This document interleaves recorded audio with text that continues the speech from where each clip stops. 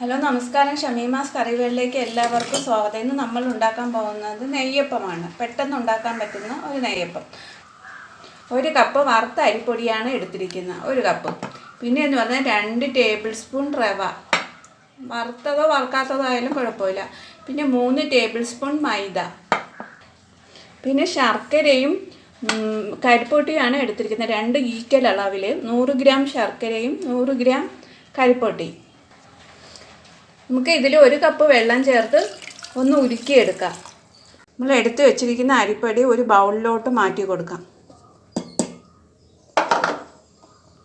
2 table spoon റവ, 3 table spoon മൈദ. നമുക്ക് ഇതെല്ലാം കൂടെ ഒന്ന് മിക്സ് ചെയ്തെടുക്കാം. ആദ്യം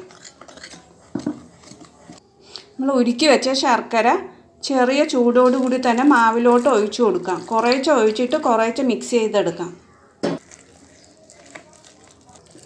മൊത്തം ശർക്കരയുടെ ഇത് ഒഴിച്ചിട്ടുണ്ട് കേട്ടോ.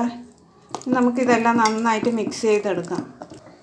മാവ് നന്നായി കട്ടകളൊന്നും ഇല്ലാതെ കലക്കി എടുത്തിട്ടുണ്ട്. ഇതാണ് ഇതിൻ്റെ ഒരു കൺസിസ്റ്റൻസി എന്ന് പറയുന്നത്.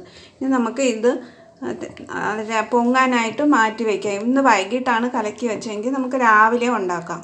പിറ്റേന്ന് രാവിലെ ആയിട്ടുണ്ട്. മാവ് ഇപ്പം റെഡി ആയിട്ടുണ്ട്. ഇതാണ് ഇതിൻ്റെ ഒരു കൺസിസ്റ്റൻസി എന്ന് പറയുന്നത്. 1 കപ്പ് അല്ലാതെ നമ്മളൊരു 1/2 കപ്പ് വെള്ളം കൂടെ ചേർത്ത് മിക്സ് ചെയ്തിട്ടുണ്ട്. റവ ഇട്ടതുകൊണ്ട് മാവ് പിന്നീടാകുമ്പം കുറച്ചുകൂടെ ഒന്ന് കുറുകി വരും. അപ്പം നമ്മൾ ഒരു 1/2 കപ്പ് വെള്ളം കൂടെ ചേർത്തിട്ടുണ്ട് കേട്ടോ. പിന്നെ 3-4 ഏലക്ക ചതച്ചതൊന്ന് ഇട്ട് കൊടുക്കാം. എന്ന് പറഞ്ഞാൽ തേങ്ങാക്കൊത്ത് നെയ്യിൽ വറുത്തെടുത്തതാണ്. അതും കൂടെ നമുക്ക് ഇതിനകത്തോട്ട് മിക്സ് ചെയ്ത് കൊടുക്കാം. നന്നായി ഇളക്കി യോജിപ്പിക്കാം.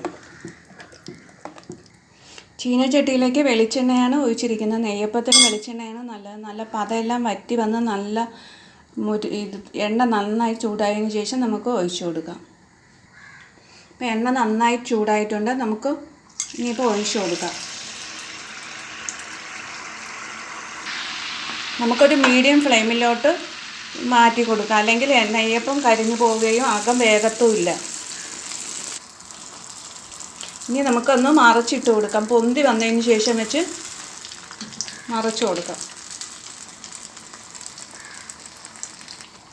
നെയ്യപ്പം റെഡി ആയിട്ടുണ്ട്. നിങ്ങൾ ട്രൈ ചെയ്ത് നോക്കിയിട്ട് നിങ്ങളുടെ അഭിപ്രായങ്ങൾ അറിയിക്കണേ. നിങ്ങൾ ആദ്യമായാണ് എൻ്റെ ചാനൽ കാണുന്നുവെങ്കിൽ പ്ലീസ് ഒന്ന് സബ്സ്ക്രൈബ് ചെയ്ത് സപ്പോർട്ട് ചെയ്യണേ.